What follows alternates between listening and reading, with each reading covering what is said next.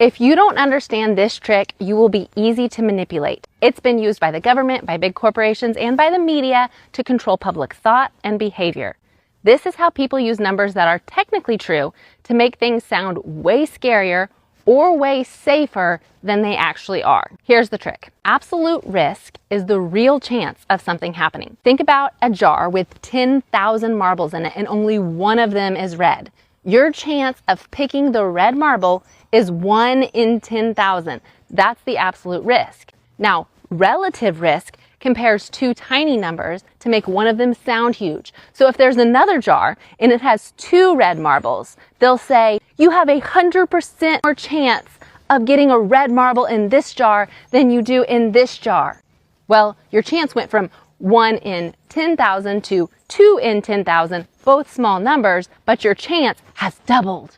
Relative risk is the favorite tool of fearmongers because it makes a tiny number sound huge. Absolute risk shows the real world odds. Now watch how this plays out. You've seen the headline, you're 840 times more likely to get sick from raw milk than from pasteurized milk.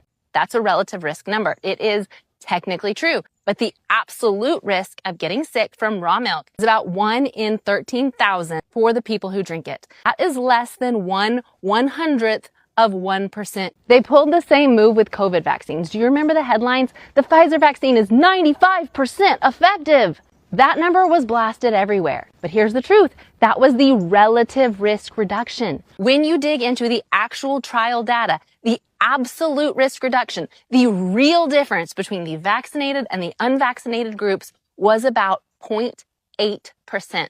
Less than 1%. They could have said this shot lowers your actual risk by less than 1%, but they didn't. They went with the bigger, scarier sounding number, 95%. And people made life-changing decisions based on that framing. It wasn't technically a lie, but it was incredibly misleading. And that should make you angry because it shows how much public opinion can be manipulated by the way statistics are presented. So whether it's food safety or medicine, statistics can be technically true, but still used to trick you.